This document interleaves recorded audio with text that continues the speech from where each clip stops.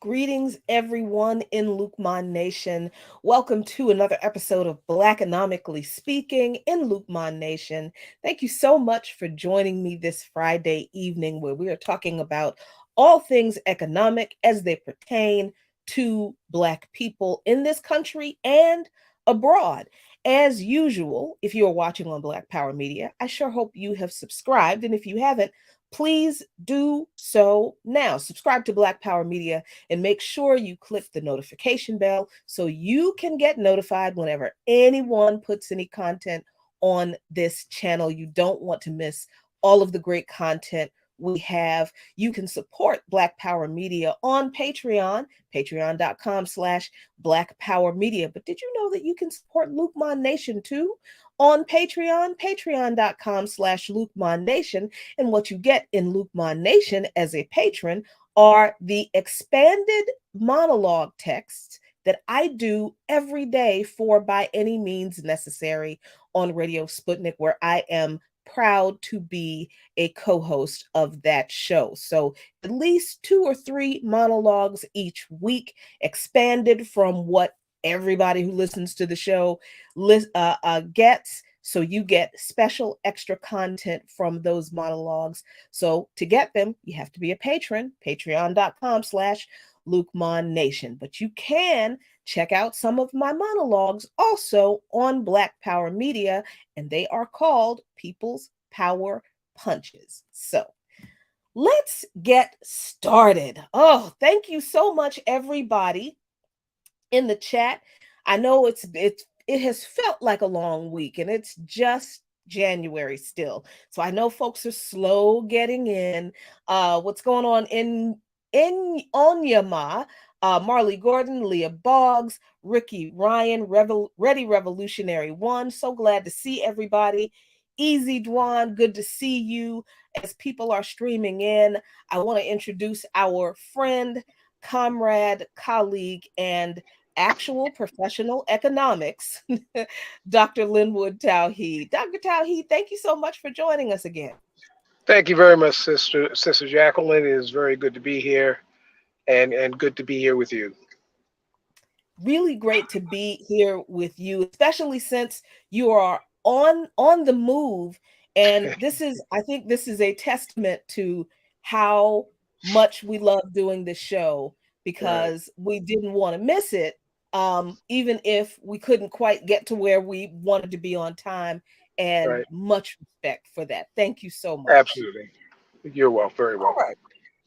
So let's get into what's going on in the world of economics today. I saw this article a little bit earlier in Bloomberg that really piqued my interest, and we had been We, meaning folks on By Any Means Necessary, have been talking about how other countries have been in talks with Russia and China um, to decide to trade with them without using the dollar. They are willing to, Russia and China have indicated, and this was being done last year, that they will trade with other countries in currencies that are not the US dollar, meaning that they would basically trade with other countries in their local currencies.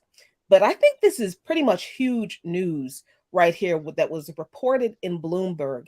Saudi Arabia now says they are open to settling trade in other countries. For folks who don't understand the parasitic relationship that the United States government has with the totalitarian regime in Saudi Arabia.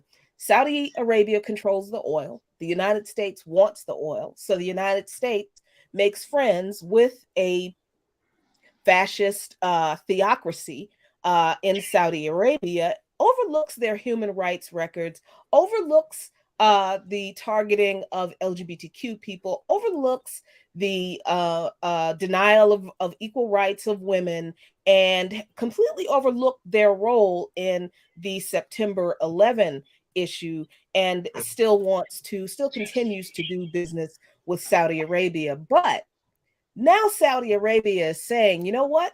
We don't need the US dollar to do business with other countries. Dr. Tauheed, I think that's huge. What do you Yes, think? I think it's huge.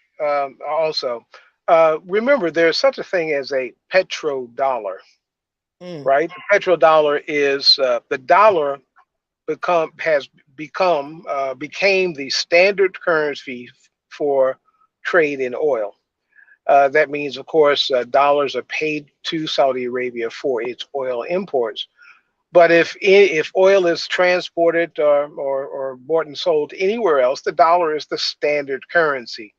And so that term petrodollar has shown the very close relationship between oil producing countries and the rest of the world in getting that oil that's produced.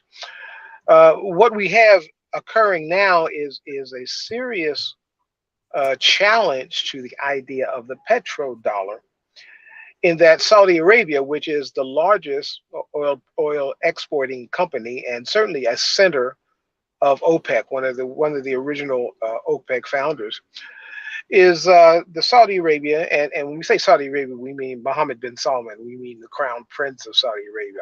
He makes the decisions. Period. mhm. He is saying that he will trade with Russia in now it says local currency. What they mean is the sovereign currency of the countries. And so Saudi Arabia is willing to trade with Russia um, um, uh, in um, in rubles, which is the sovereign currency of Russia, and Russia is willing to trade in riyals, which is the sovereign currency of Saudi Arabia. That means that if Saudi Arabia wants to buy something from Russia, it doesn't have to get rubles to do it. It can simply create its own riyals, which it can do, and it can buy things. It also means, and the opposite of that is that if Russia wants to buy things from Saudi Arabia, it doesn't have to get riyals. It can create rubles. Now, any country that is in control of its own currency can produce as much of its own currency as it wants. So Russia can create as many rubles as it wants. Saudi Arabia can create as many riyals as it wants. The problem is if you create too much and you go beyond the resources you have, then you create inflation. But what it also means is that if you can produce things that someone else wants, you don't have to run around the world to find dollars. Finding dollars means you have to sell something to someone who has dollars in order to get it. So neither Russia nor Saudi Arabia will have to exchange anything in dollars in order to exchange with each other. This is a huge development. And according to a couple of other articles, um, China, Russia, and Saudi Arabia are not only the only countries who are moving toward this.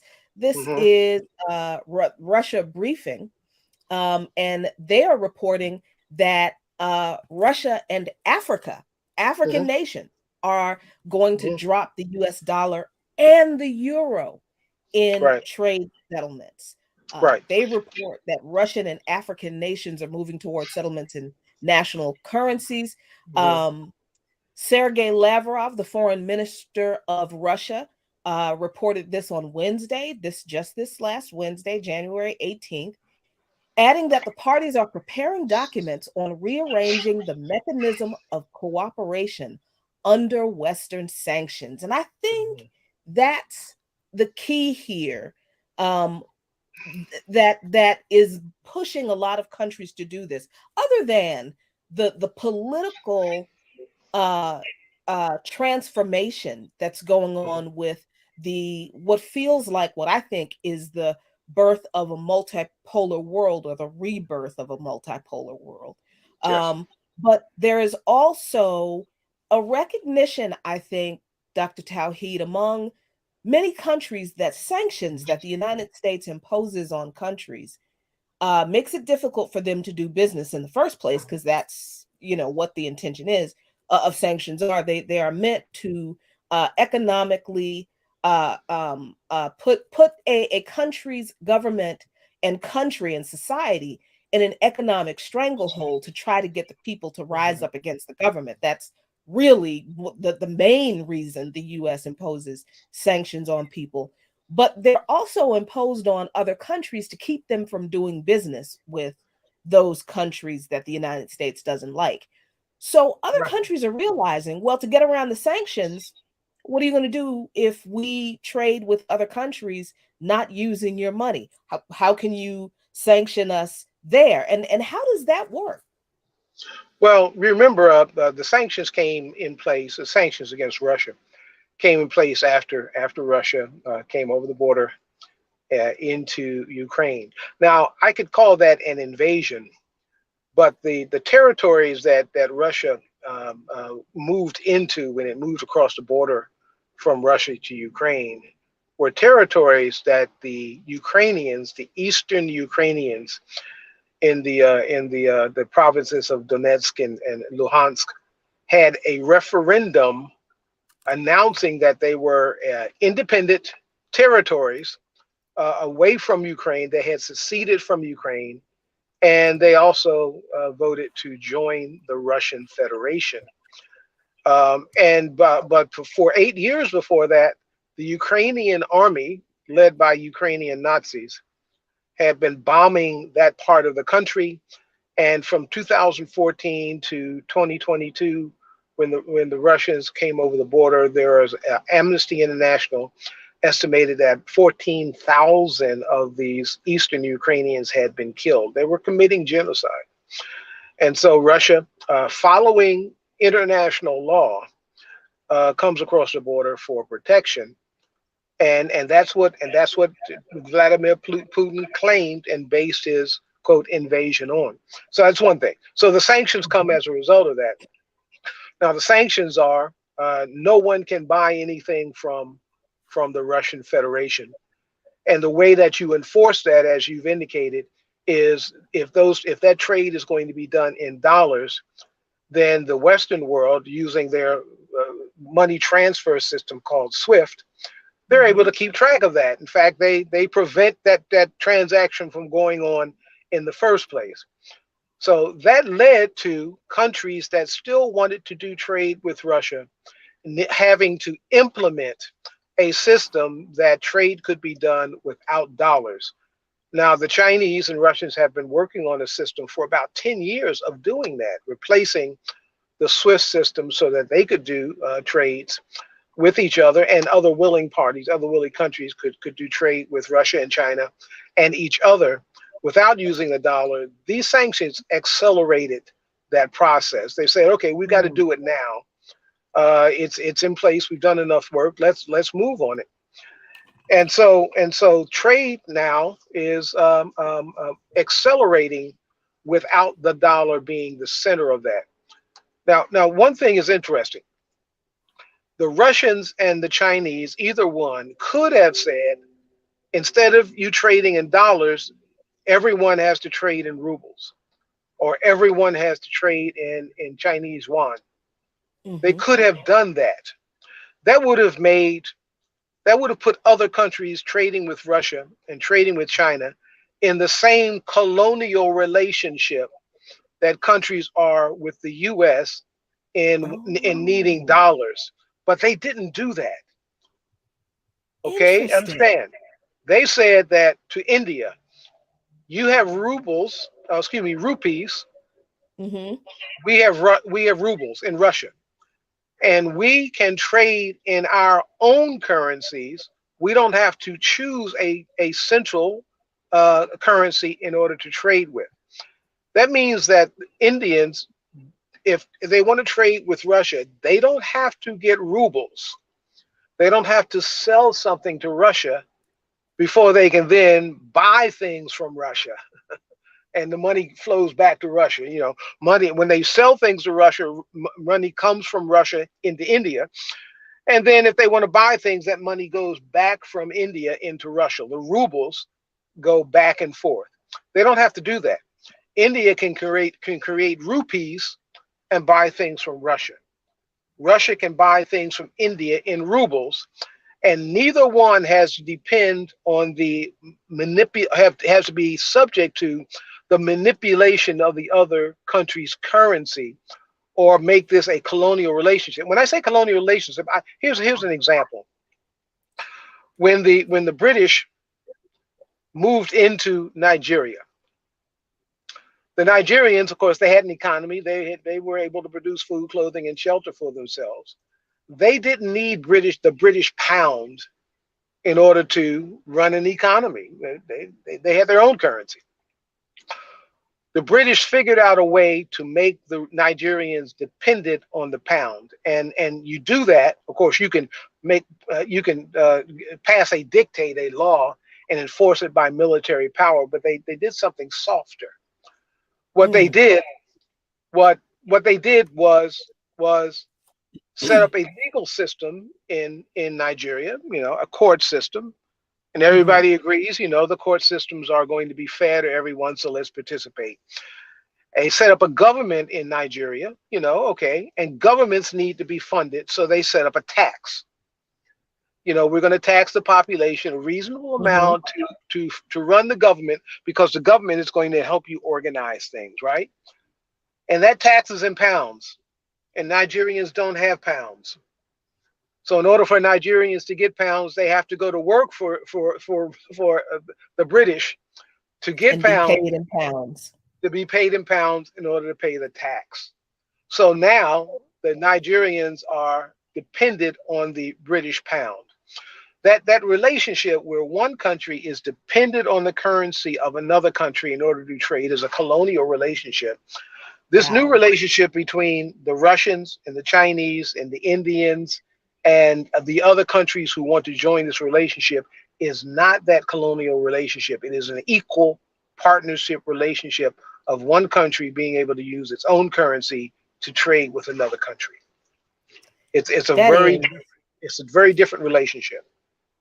that is an amazing explanation of this. Simple, but and I think it's amazing because it blows apart the myth that Putin is trying to impose Russian imperialism, because that's what some folks on the left who have hopped onto this "we must support Mhm. Ukraine" thing had. This is what they've always, oh, Putin did this to impose because of Russian imperialism, and he invaded Ukraine to reestablish the Russian Empire. And thank you, by the way, Dr. Tauheed, for giving the background of why Vladimir Putin had carried out a military action in Ukraine in the first place. Thank you for that, because Well, sometimes I just get tired of saying it because I've been saying it since February. mhm, mhm. So it's nice to hear it from someone else. Yes. So here's my question. We understand that um, the value of the dollar drives the exchange rate of local currencies in other countries, right? Like if you travel to the UK, um, the dollar might be valued at 1.5 times more than the euro. Right. So that things are more expensive in the UK, right? Is that, I think that I got that right. Yeah, yeah. Okay. So what does this relationship between these countries that are trading in local currencies outside of the US dollar? Is there this valuation inequality that could be a part of the arrangement? Well, ever since the establishment of the European Monetary Union, the euro has been at, in fact, about at 1.5 times the value of the U.S. dollar, and that means that if you want to buy something in the U.S., right, 1.5 times the value, and you have euros, you have to get 150 euros to buy something for $1 in the U.S. Okay, I'm sorry, Mhm. excuse me. Let me back. If you have a, if you have a €1, you can Mhm. buy a dollar and 50. It takes $1.50 to buy something in the U.S. That Okay. makes Mhm. that makes U.S. goods expensive. Okay, Mm. relative to Mhm. European goods. Since the sanctions, the value of the euro has come down to about parity with the dollar, €1 per dollar. That means a European can buy more stuff now than they could before if they buy it from the U.S. That makes U.S. goods cheap. It also makes European goods more expensive. That's the other side. And so when people start to buy things that between those two countries, then trade starts to move in the direction of the U.S. and away from Europe. If things are cheap in Europe, U.S. citizens will buy things from Europe. You can buy things. You can go on Amazon and buy stuff. You can go on Amazon Europe and buy stuff and have it shipped over. And even with the shipping costs, it may be cheaper to buy things in Europe than it is in the U.S. But Hmm. when the dollar is now strong and European currency is weaker, the flow goes the other way. Europeans are better off, if you will, if they buy things from the U.S. And that's what the flow does. Now, I'll say that was the intention of weakening the euro to pull trade that would come to the U.S. away from the U.S. And to make and that also is it applies to oil. Mm. It Mhm. applies to natural gas. The U.S. is an exporter of oil and natural gas. And what the sanctions have done to Europe is, of course, reduce their supply of natural gas and oil and other things from Russia. And so they're turning to the U.S. as a supplier, right? And so trade in natural gas is, gas is flowing from the U.S. To Europe, but Europe still doesn't have enough natural gas to continue their industrial economy. So Germany, for example, is deindustrializing. It is too expensive to produce things in Germany. One, because they don't have the energy, the supply of energy, and the energy that they're buying from the US is very expensive. Two, because the value of German goods is now so much more expensive relative to the value of US goods. And we find President Biden and other U.S. Uh, companies are are inviting European countries to move to the U.S. to bring their production to the U.S., deindustrializing Germany, deindustrializing other European countries, France is pushing, Macron in France is pushing back against this. So there's a double whammy. Things are less expensive in the U.S. than in Europe because of the change in the value of the dollar. But now Europe is being industrialized, so it doesn't have much to sell anyway. So it now has to buy stuff from the U.S. regardless of the price. So this whole process is deindustrializing and destabilizing the European Union. It is bolstering the economy of the U.S. You know, if we've been talking about going into a recession because of the interest rate hikes. If the U.S. doesn't go into a recession, it's because it has stolen the European economy.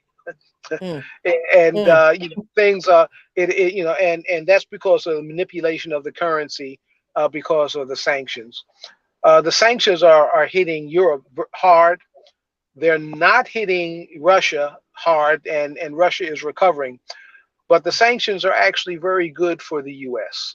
At least so the U.S. gets something out of it. They don't destabilize Russia, but they get to in essence colonialize Europe in this Wow. process to Wait, make Europe a I said to colonialize Europe. wait a minute. It, it's an interesting phenomena that at one point this part of this part of the world was colonies of European countries, Mm-hmm, including the U.S. And now mm-hmm. the U.S. has grown to where it is able now to turn Europe into a colony of the U.S. Industrial goods are coming this way. That kind of means that Europe is left with the whatever it can produce in order to sell to the U.S. to get the dollars in order to buy liquefied natural gas from the U.S. That's a colonial economy. So, okay, and this is not the kind of relationship, the kind of currency manipulation, and as you said, the kind of currency colonialism that exists in the relationship between China, Russia, and these other countries when they're trading in their local currencies. They just don't do any of this. So, Well, they don't, and I was surprised that when the local currency trade process began between Russia and India, I was mm, expecting, like pretty much everyone else was expecting, that the Russians and the Chinese would want to replace the dollar with rubles or yuan as the national or international trading currency. I was expecting that. They didn't do that. They're creating a trading system that is much more egalitarian between countries. wow.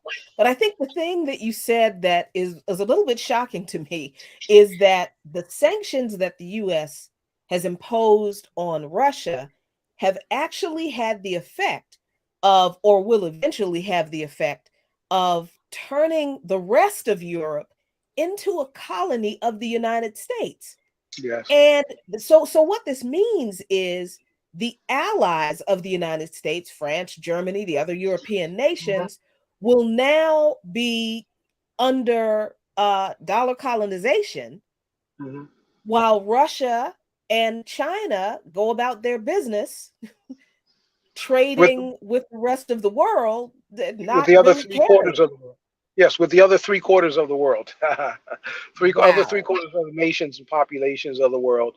And Emmanuel Macron in France has realized this and is making statements that the Europe should not continue to be subservient to the U.S. Now Europe has been subservient, in essence a colony of the U.S. under NATO, a military colony. The U.S. has Mm-hmm. military bases, hundreds of military bases, some large, some small, over Europe, and has had those since the end of World War II. Mm-hmm. We're just going into another phase where we're going into monetary and economic colonialization. Wow. So we're moving into that phase. And in order to do that, Germany has been a huge manufacturer of industrial goods. For example, medical equipment, CAT scans, MRIs, those things. Siemens is a major manufacturer of those things. Well, Siemens can't continue to do that because they have no gas to create electricity for it. And so the talks are, is Siemens going to move to China, or is Siemens going to move to the U.S.? Either way, Siemens is moving out of Germany because Germany Mm. can't produce this anymore. They have the intellectual, they have the manpower, they have the skilled workforce, which possibly means that those skilled German workers will need to move out of Germany in order to maintain a living. But I suspect that what will happen is if Siemens manufacturing were to move to the U.S., much of that manufacturing process will be replaced by automated processes, by robots. And Wow. so and by the way, those robots, Germany is very much a unionized country. That Siemens enterprise in the U.S. will not be unionized. They won't be paid at the wage level. They won't have the health insurance. They won't have any of this. And if you're creating the same product, selling it at the same price, but you've lowered your costs because you don't have to pay those wages, then profits go up. And this seems to be the plan. And this, by the way, what you just described is exactly what happened with NAFTA, only in reverse. U.S. The U.S. industrial sector was outsourced to Mm-hmm. of the other countries, China being one of them. Yes. Um, and China was smart enough and capitalized on their having a lot of manufacturing in their country, and there are some internal contradictions in China with workers, and those people absolutely, I support them dealing with those issues. But I trust the Chinese Communist Party to deal fairly with its workers a lot more than I trust the government of this country in dealing with its workers, because we've seen how the Biden administration just broke a railway strike and forced an agreement upon the workers that they did not want. That Right. so there's that. But there are some questions in the chat that I want to get to before we get to the next story. So Leah Boggs asks, did the UK just recently sanction Russian oil? And I believe they did. So it seems to me like it's just kind of shooting themselves in the foot, doing the US's bidding to spite the, cutting off their nose to spite their face. But they did it. I don't know how that's going to work out for them. The UK is sanctioning Russian oil and Russian gas, just like the EU. Of course, the UK is no longer part of the EU as a Right. result of Brexit, and Mm-hmm. that creates an additional burden for Europe, for the UK. Because they don't have they don't have free access to imports and exports from the European Union. Uh, there were a significant number of workers in industries like healthcare and other industries who were EU citizens but not UK citizens, right? Who were working in Oh, the EU and they left. Well, when that happens, when you have a decrease in supply, you get inflation. And so the inflation in the UK, on top of the general inflation coming from the supply chain problems and also from the sanctions on Russian oil and gas, the UK also has an additional 3 points or so of inflation that comes from Brexit. And so the UK is in more serious problem, if you will, than let's say Germany or some of the other major economies in Europe. wow. Yes, and so they're shooting themselves in both feet, not just one, and it's a shame, if you will, that Mm, that the government that's in place in the UK, the Tories are doubling down on this. They're not relenting at all. The Labour Party doesn't seem to be organized enough to actually get peoples to the polls to overthrow, to displace the Tories, and so the Conservatives are in place, and they are really going into what we call austerity. All of that is for the purpose of breaking labor, of breaking the labor unions, so that those labor agreements no longer are in effect, and people will accept in pay whatever they can get.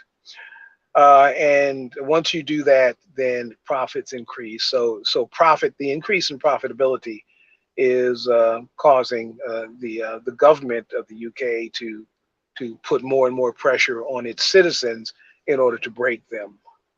Gosh. So here's the other question. Another question. Jared Ball asks, do you, Dr. Tauheed, agree with Hudson's work, excuse me, on dollar imperialism or super imperialism? He doesn't can't remember what the title is, but it sounds like it. But if you have any critique, he'd love to hear. And so would I. Yeah, Michael Hudson is a colleague of mine. Michael Hudson is a research professor at the University of Missouri, Kansas City, and I love his work. He is very prescient. He's an economic historian, and he shows the value of studying history. I think Malcolm said it about studying history. Standard economists don't study economic history. And because of that, everything is new to them. This is, whenever something comes up, they don't know that this has happened before. But if you study history, you understand that imperialism, the idea of having an empire in which every other country or entity is a subject or subservient, has moved into a super imperialism, because we're not talking about industrial capitalism where you send factories away from the US and all that, and those countries become dependent on their income by supplying to the hegemon. We have financial capitalism, and financial capitalists don't care where their profit comes from. They have no country loyalties. That's so right. once those transnational corporations become disconnected from the country where their headquarters is, they don't care if the headquarters country is making a lot of profit, or if that profit goes somewhere else. What they care about is if they're making profit as owners of that corporation.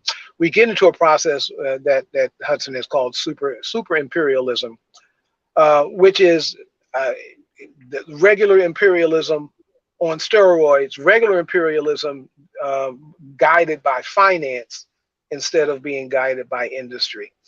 I prefer imperialism to super imperialism. I would prefer democracy in economy to that. But we're going into a period where which is extremely dangerous, because it's very difficult. In industrial capitalism, union activity was able to create a countervailing force to the force of industry. You got a factory, it's in the US, and the owners of that factory are in the US, and you form a union and you can negotiate with folks with the other side to get reasonable wages and health care and so forth. When the owners of that factory are dispersed around the world, there's no place to make that to do that negotiation with. You are completely at the mercy of those corporations. And Dr.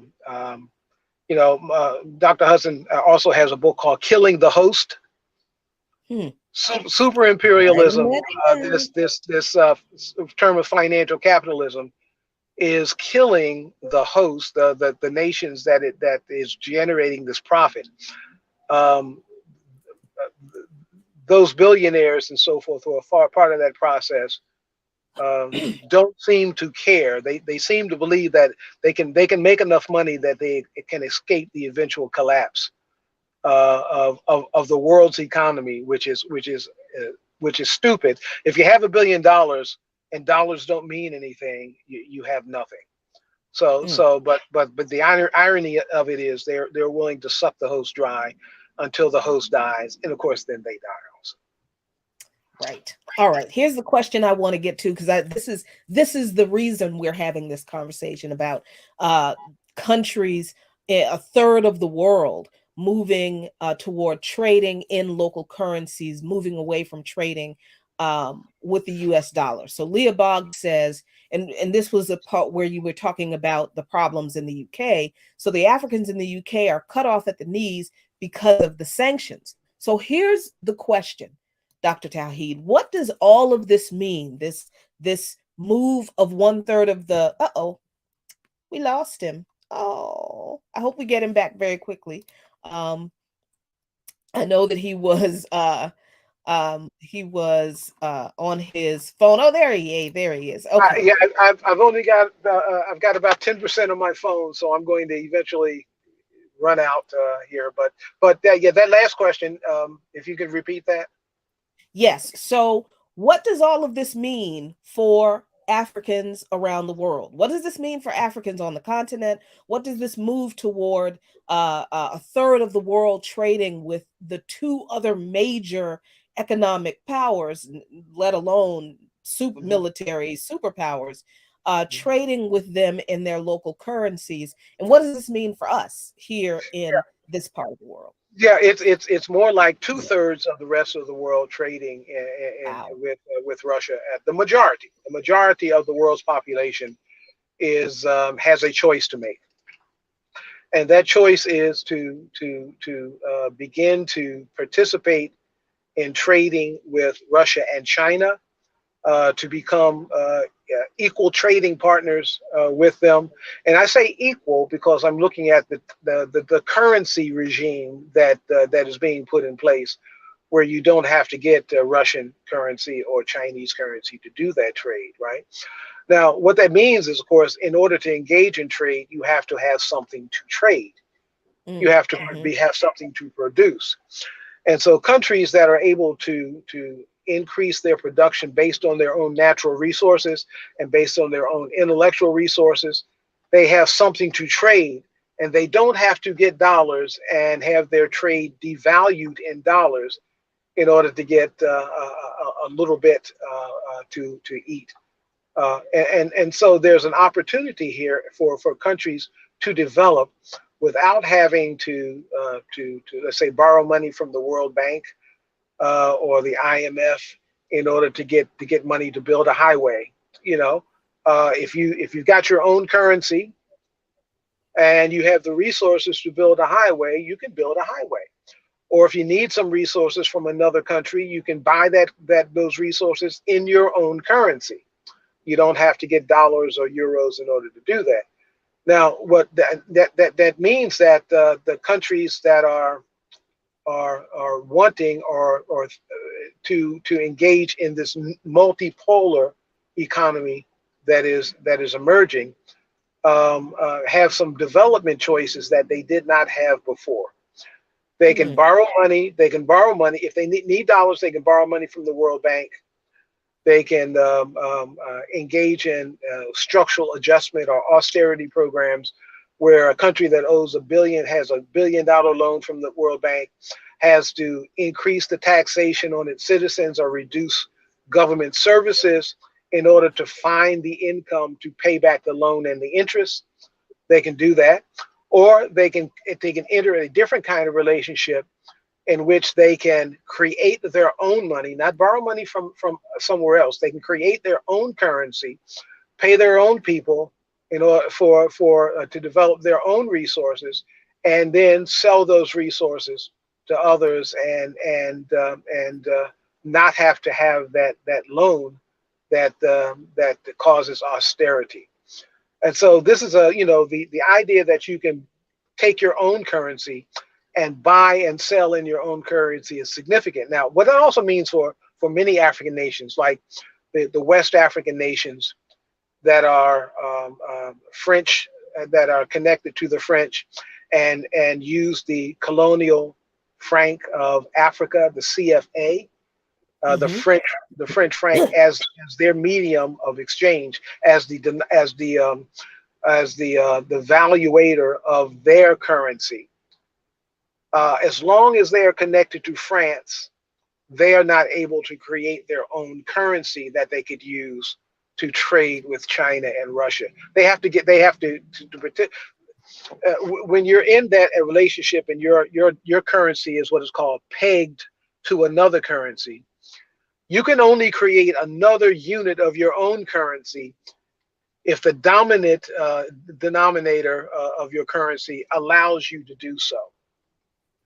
So Senegal cannot create another Senegalese franc (CFA) if the French don't will not allow them to do so. If the French won't allow them to do so, they can't create any more currency.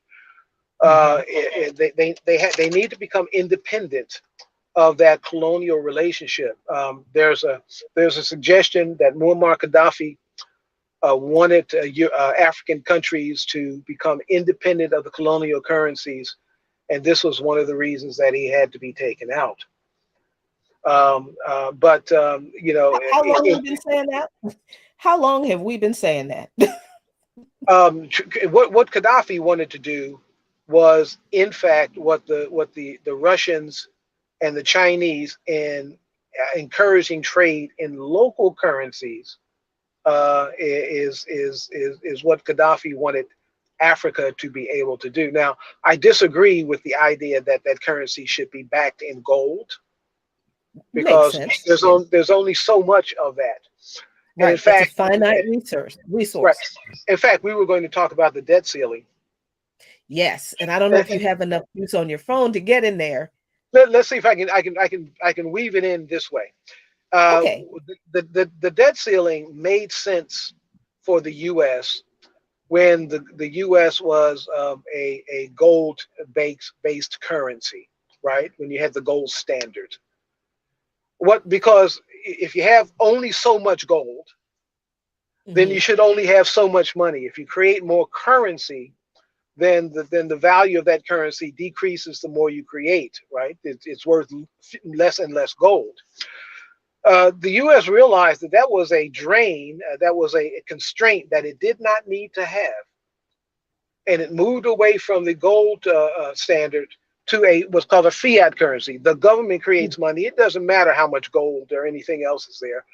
It Mm-hmm. makes currency, and as long as it has the resources to grow its economy by creating new goods and services and employing new persons into the population, then the economy grows. For African nations to peg their currency to European currency is like having a gold standard.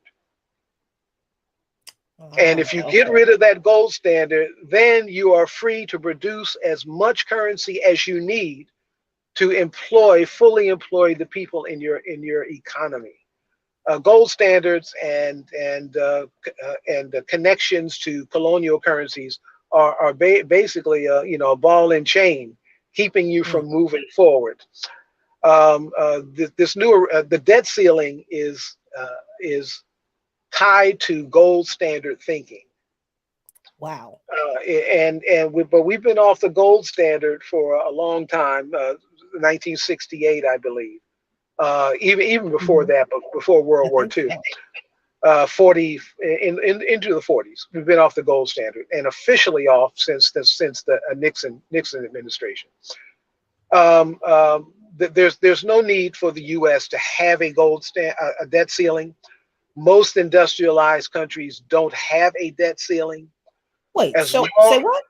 Most industrialized countries do not have a debt ceiling.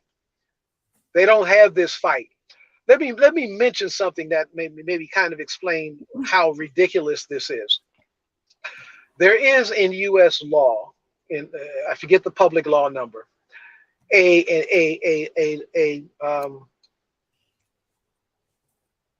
procedure for creating a coin out of platinum. You may have heard the platinum coin. Yes, yeah. Now, U.S. dollars, paper money, or bank representations of paper money, deposits, can only be created by the Federal Reserve.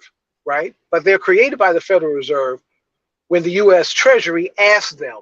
Like if the U.S. Treasury says to the Fed, we need $10 billion, the Fed can't say, we can't give it to you.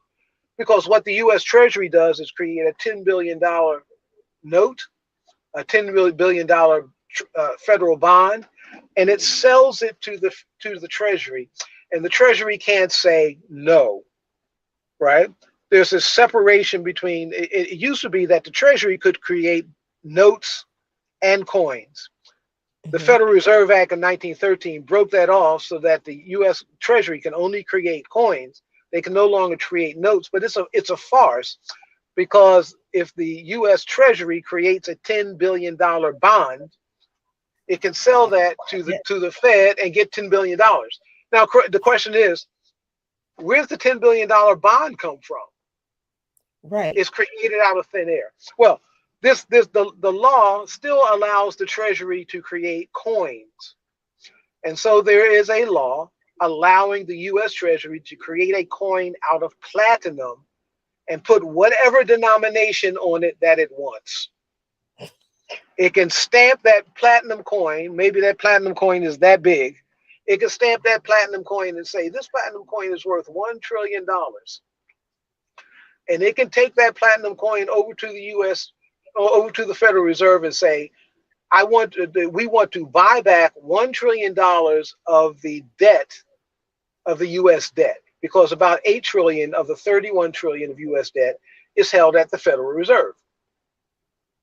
Because the Treasury created $8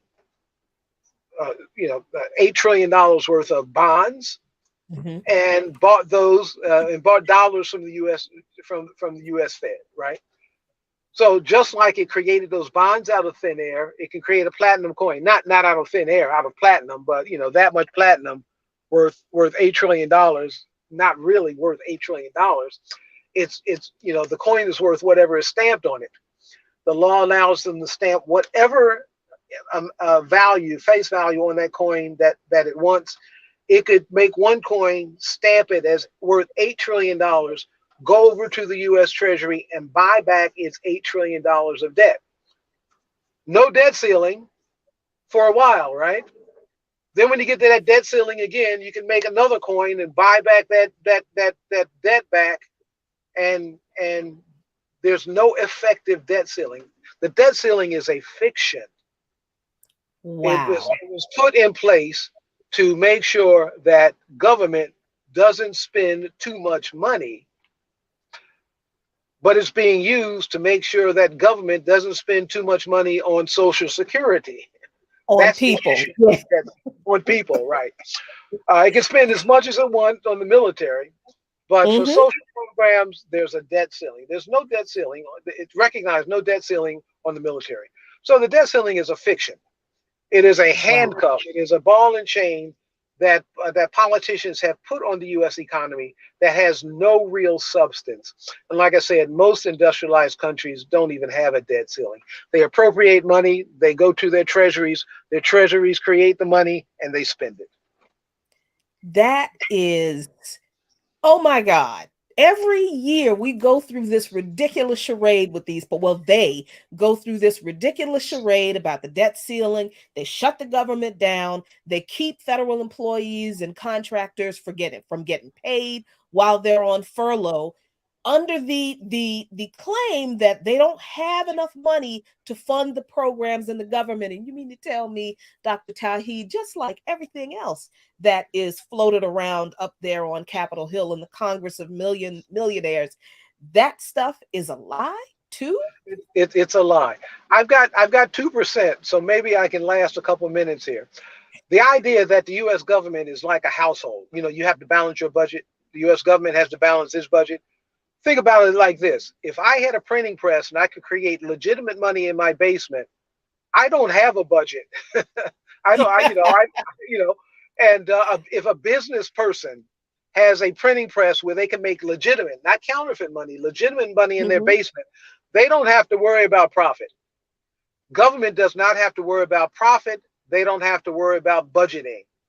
What a government that can create its own currency has to worry about is if it creates too much of it, because there's not enough production, it will create inflation. But it doesn't have to worry about whether or not it can fund whatever it can produce. Wow. Dr. Tauheed, first of all, thank you so much for sticking it out with us today Almost, in your car with a phone on a low battery. We really appreciate you. thank you. I wouldn't miss this forever. Just so you know, I went to my acupuncturist this afternoon, and she took a little more time, and I knew I wasn't going to be able to get home, so I was happy to be able to do it from here. I think we just about made it. And yep, we certainly did. And I'm glad you were able to get your acupuncture session in because we need you to take care of yourself, just like Yes. we all need to take care of ourselves. So thank you so much, Dr. Tauheed. I'm going to let you go. Thank you very much. Bye bye. All right, peace. Oh, so you heard it from the resident economist here in Lukman Nation. The debt ceiling is a lie. It's a lie. It's yet another lie that these politicians are telling us about the way they run that ship up there on Capitol Hill. I guess the question for me is, do these people know that it's all bullshit? And I equivocate on but between yes they know and no they don't, because I think while on the one hand I think we give these politicians too much credit for being like legitimately smarter than I think we realize that they're really not. I think that they are largely clueless about real world issues because they've never lived a real person's life. Most of those people on Capitol Hill, I call them a Congress of millionaires for a reason, and I actually didn't come up with that phrase. Sean Blackman, host of By Any Means Necessary, came up with that phrase, and it's absolutely accurate. Those politicians on Capitol Hill, most of them are career politicians. And at this point, they have been in office for so long 10, 15, 20, sometimes many more years. They are millionaires. They have never worked a real job in their lives. Never. So they've never had a household budget. They've never had to struggle to make ends meet to feed their families. They've never had to work two, maybe three jobs to make ends meet and try to raise kids and try to keep a marriage afloat and try to maintain your health. They have no idea what any of that is like. So, because they've never done it, like never. So when they talk about, and I mean Democrats and Republicans, both parties, all of them, when they talk about not even fighting for Medicare for all, this is the thing that pissed me off so much about the recent GOP, the Freedom Caucus, and their very successful bid to force Kevin McCarthy to give them what they wanted out of him being Speaker of the House. They refused to vote for him to be Speaker until he gave in to some of their demands. And the thing that pissed me off so much about the fact that they did that was that there were some of us who were telling the so-called progressive caucus, particularly AOC, since she's on Twitter so much talking about how progressive she is, people were saying, why don't you force a vote from Nancy Pelosi before you vote for her for Speaker of the House? Force a vote, force her to bring Medicare for all to the floor for a vote. And they wouldn't do it.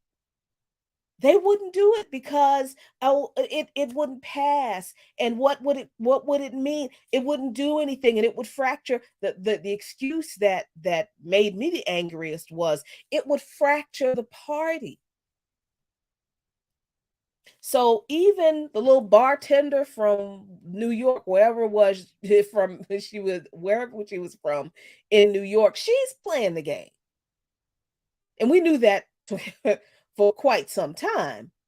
But that was the point, I think, where folks who were still hoping that the so-called progressives on the Hill, the so-called squad, and certainly the Congressional Black Caucus, because they fell right in line too. They didn't demand any concessions from Nancy Pelosi.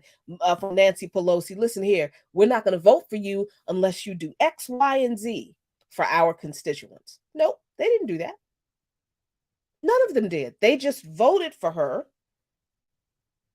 because they are just as deeply committed to the Democratic Party hegemony as the longest serving Democrat in Congress. They don't give a shit about any of us.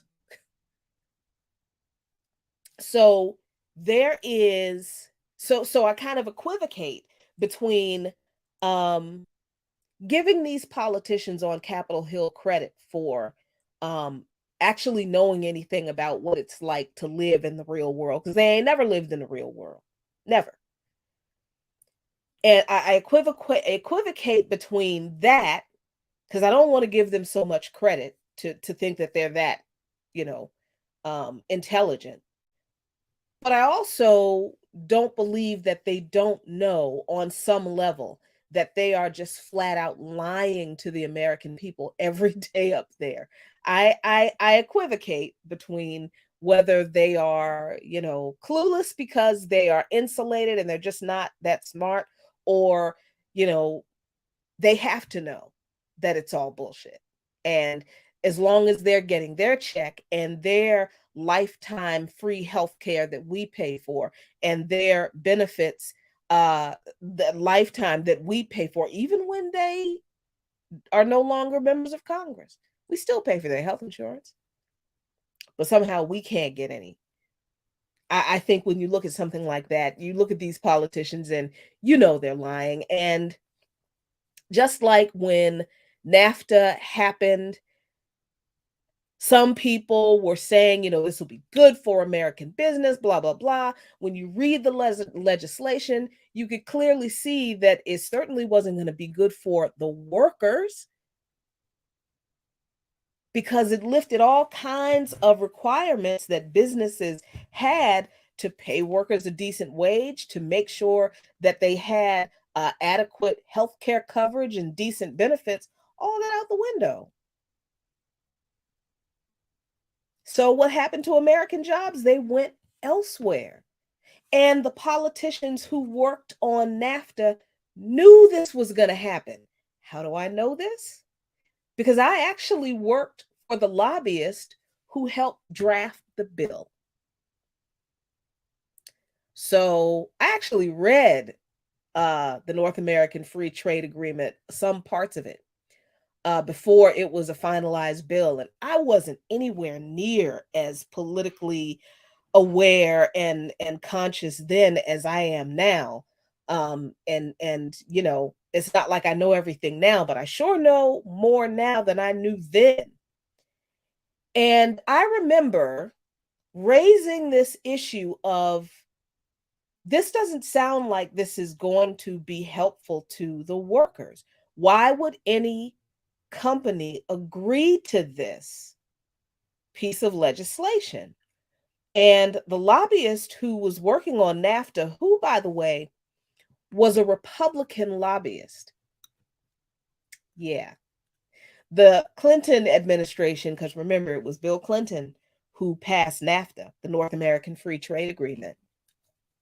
The major lobbyist, the main lobbyist who worked on the North American Free Trade Agreement, one of them was a Republican strategist who just happened to be a woman. Mm-hmm. And I remember being effectively silenced for being an uppity Black woman who didn't know anything about politics, because I didn't have a degree. So what did I know? I'll never forget, we had a working meeting. If you don't mind me dishing a little bit on my little bit of political past, my little political history. We had a working meeting we were working on NAFTA, and we had a working meeting at the Congressional Country Club. This woman was a member of the Congressional Country Club here in Washington, D.C. If you know anything about Washington, D.C. and the Congressional Country Club, you need to understand that nobody, I mean, country club memberships are exclusive as it is, mostly white folks, all rich folks. But Congressional Country Club, look, you can't just be rich and get into Congressional Country Club. You need to be rich and politically connected in Washington, D.C. politics to get accepted, to get a membership in Congressional Country Club. So that was the first time I had been. And it wasn't like I had like, ooh, I'm in Congressional Country Club, because it's not like it was the first time I ever saw a pool and some grass. So there wasn't anything like impressive to me. But I guess she was pissed off because I wasn't impressed. And a couple of people really were pissed off at me because they were like, oh, Jackie, they kept asking me, oh, Jackie, what do you think? They kept asking me, and only me, because I was the only Black person on the team. That has been true of most of my professional career before I started working for Radio Sputnik. Yeah, that corporate America, you work in corporate America and anywhere in this country, and it's like that. If you're Black, you're gonna be the only Black in a lot of situations, and I certainly was. So we go there, and they're asking me, oh, so Jackie, what do you think? And I'm like, it's nice. And I think they were annoyed that I was not sufficiently impressed by Congressional Country Club. But my mama told me a long time ago that them people put their drawers on the same way you do. There's nothing special about them. So what they drawers might cost more than your groceries for a month, but they still drawers, and they still put them on one leg at a time. So they are absolutely nothing to be impressed by. And so I wasn't impressed. I'm like, hey, but yeah, it's a nice pool. Okay. So I had read part of the draft legislation, and I had written my questions down beforehand. I've always been that way. We're sitting at the table eating lunch, and we're going around, talking about things, and it gets to me, and I said, well, I've read part of this, and it seems to me that this legislation would be really harmful to American workers. And I don't think I understand how American businesses would be okay with workers just kind of being shortchanged like this. And the look that woman gave me was like, man, if she could have shot lightning bolts out of her eyes and reduced me to a pile of ashes in that moment, that heifer would have. And she looked at me and she said, well, why don't we let the corporations decide what they'll agree with or not? And me, not knowing any better, said, well, I mean, wouldn't the corporations want to, I don't know, consider how their employees feel about this? Because it seemed like, well, you don't really understand. That was always the way they tried to say to me that because I didn't have a college degree, I didn't know what the fuck I was talking about. Always. And that has been true and the case throughout my professional career before Sputnik. That wasn't the first time that had been said to me by someone, not always a white person, and it won't the last time. And I eventually came to realize, oh, that's what they're doing. They're telling me I'm stupid because I don't have a college degree like they do. And I still don't, by the way. I might eventually get that degree. Thinking about it, feel like the ancestors are like, yeah, you might as well do it, just as an exercise in finishing something I started, but not because I put any particular value on the thing. It's just, you started it, you should finish it. I think that's a good idea. That's what the ancestors, I think, are saying. But other than that, it's like, okay. So yeah. So that is my little insider information on how NAFTA was drafted, who worked on it, how it got passed, and why it it ended up doing what it did, because it wasn't an accident that American jobs were going to be shipped overseas so the corporations could make more profits. That was the purpose.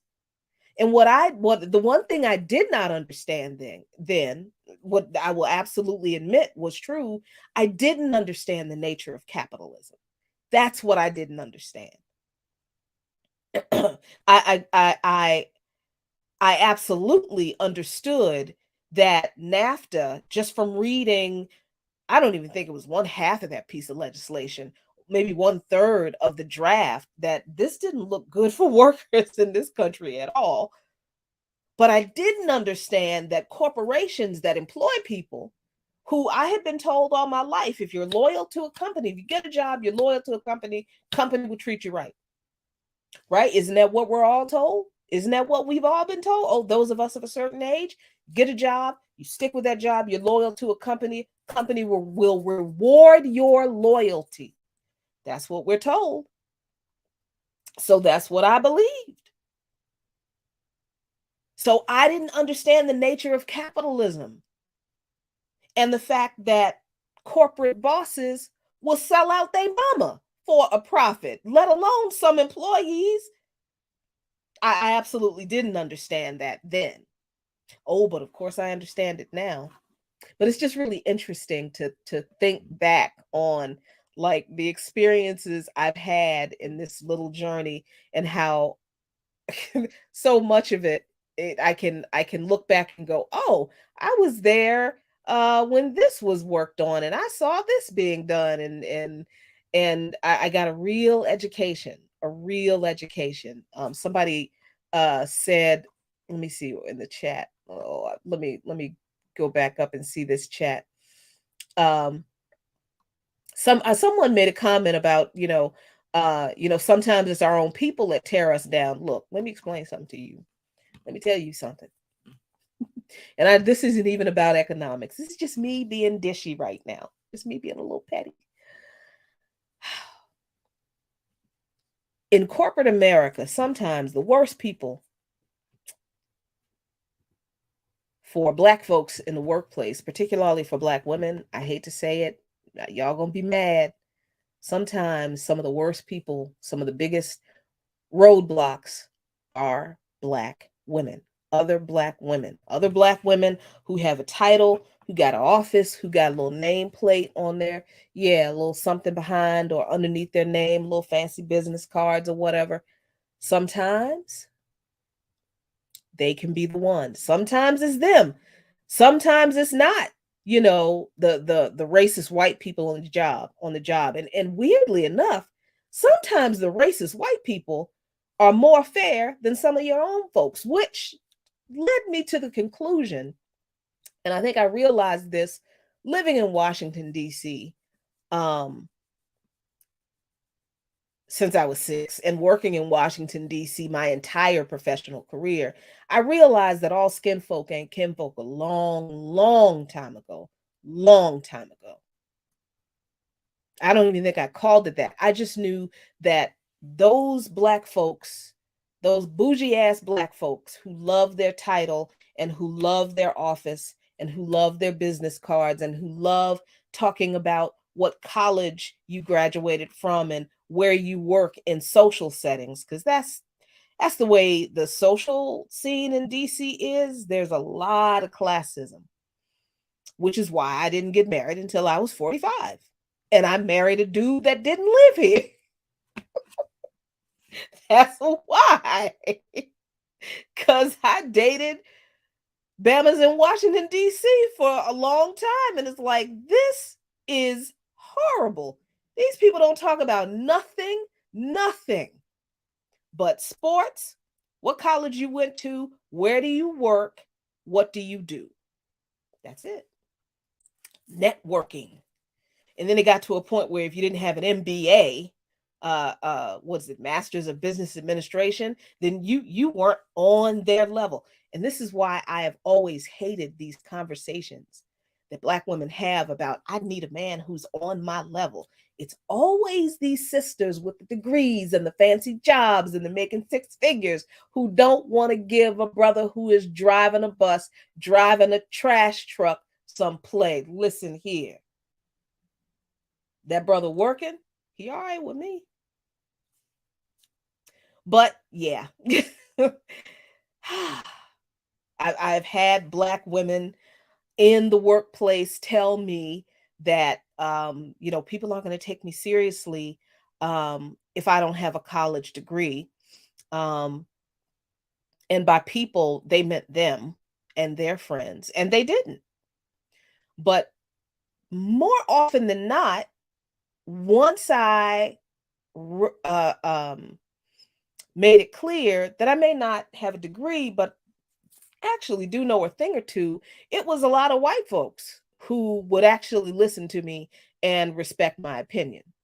Yeah, there's just a whole lot. There's just a whole lot behind that. But that was just, the passage of NAFTA and the evisceration of the working class, the deindustrialization of this country's working class. It wasn't accidental. It was intentional. It was intentional. And to be clear, it wasn't done, simply to slight Black people, as some people will say. No, it was done because capitalists will sell out all workers, all of them, to make more money. Instead of producing more things, instead of diversifying production lines, instead of tying production to actual demand, so you don't end up producing a bunch of stuff that nobody wants to buy and it's just sitting on the shelves and you lose money. Instead of doing those things, they did NAFTA. And they outsourced American jobs to countries that didn't have labor regulations. And in China's case, they did that at a time when China was still economically vulnerable. China was still recovering that 500 years of what do they call it? 500 years of embarrassment, of where basically the whole world either occupied or invaded China. So NAFTA was passed while China was still vulnerable, and China turned around and made NAFTA work for them. And like I said, humiliation. Thank you, Inyoma. 500 years of humiliation. Thank you. And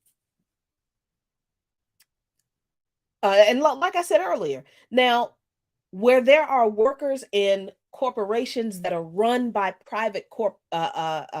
where there are workers in companies that are run by private entities in China who are rising up against those corporate bosses, yep, absolutely with them.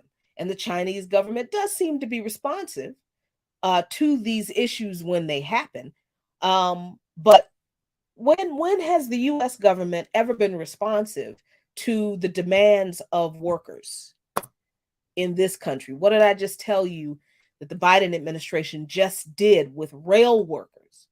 They broke another strike, and they forced a labor contract on the rail workers that they didn't agree with. All righty. I agree. I absolutely agree. I think Africans throughout the diaspora are also enduring our centuries of humiliation, probably the same amount of time, 500 years of humiliation. Yeah, so let me go back up before we end for tonight, because I am very tired. I'm going to cook myself some beans and peppers and a little corn and relax with a glass of wine and get ready for the Pan-African Community Action Retreat tomorrow, my local organization retreat tomorrow. Let me see what y'all saying in the chat, though, before I leave.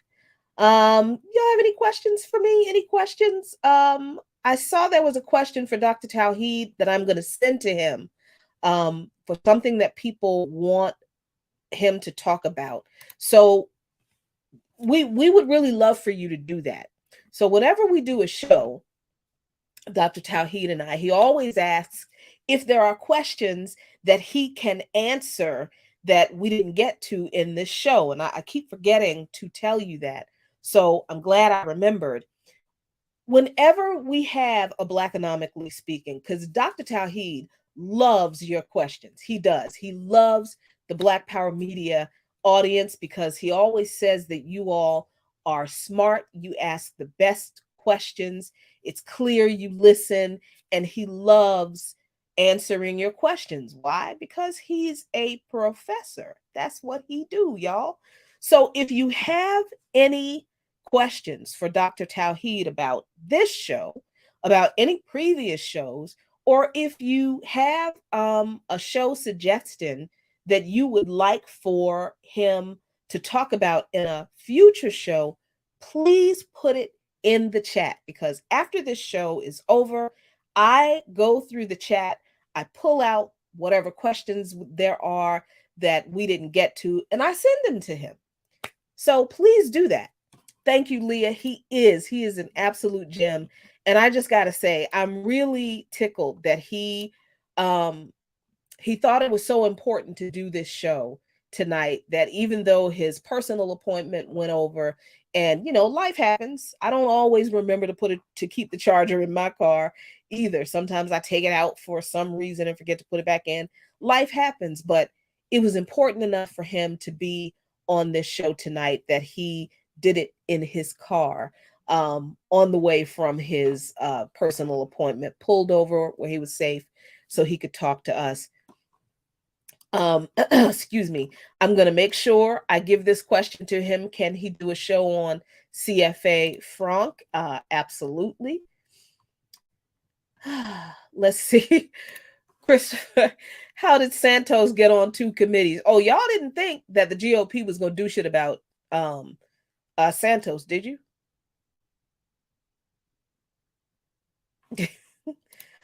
You mean how he got on 2 committees? They approved him to be on 2 committees. They ain't gonna do nothing about that, man, please. Oh, this is something I actually want to share with you. Okay, thanks, Inyonma.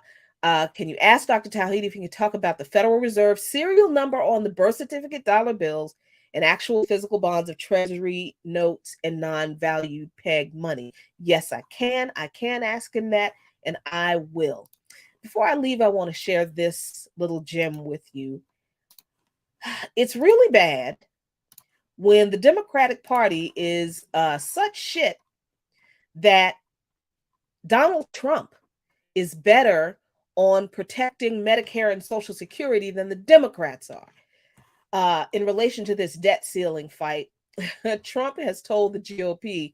Now, what does this mean as far as the GOP doing anything? Nothing, because I think the GOP is kind of done with Trump at this moment. I mean, I could be wrong. Stranger things have happened, but it seems like they've sort of moved on from him a little bit, or they're trying to. But we'll see. But Trump has given notice to the GOP that in their debt ceiling fight, whatever they say, Trump has said, and let me expand this, increase this so you can see it. Trump issued a warning to Republican lawmakers today. Under no circumstances should Republicans vote to cut a single penny from Medicare or Social Security. He said this in a video message. This is very important because the Democratic Party, I think they're completely fine with cutting Medicare and Social Security. As a matter of fact, Obama, part of his plan was to cut Social Security. Biden, yeah, that's totally on the table with him too. He's fine with cutting Social Security as well. Trump went on to say that Republicans have, or rather, this article goes on to say Republicans have vowed not to raise the federal government's borrowing capacity unless Biden makes deep cuts to federal spending, potentially impacting social insurance programs like Social Security and Medicare. Trump's video is a warning to his fellow party members not to go there. Instead, he suggests targeting foreign aid, not mad at that, cracking down on migration, man, stop, ending left-wing gender programs from our military. What? And billions being spent on climate extremism when, the government in general really isn't doing shit about climate anything. So what this means, if the Republicans actually listen to Trump, is that, all right, they might not mess with Social Security and Medicare, but then they're going to cut more from TANF programs, that's food stamps. They're going to cut more from cash aid for people on a cash aid assistance. They're going to cut more from the school lunch program from the poor. The Democrats already didn't fight to extend the pandemic era free school lunch program. Oh, didn't know about that, did you? Yeah. During the pandemic, the COVID relief bill included expansion of free lunches during the pandemic. And it was fantastic, just like the child tax credits lifted millions of children out of poverty. Did the Democrats extend the child tax credit or the school lunch program? No, they didn't even talk about it. So, yep, there you go. Thank you, Just Sent It. Absolutely, they're gonna cut every child food program from undocumented parents. Yeah. So, oh, thank you for bringing that up, Red Sea. He did. Obama cut food stamps during the recession. Yep, right on brand. So, there you go, y'all. That's Blackanomically Speaking for this month, January. Join us, myself and Dr. Linwood Tauheed, every third Friday, unless either one of us has a crazy scheduling issue, where we talk about economics, economic news, and economic issues as they relate to Black people. Thanks a lot for joining me tonight, y'all. Hope y'all have a really great evening and a great weekend. And remember, a luta continua. The struggle continues, but Victoria acerta. Victory is certain. Peace.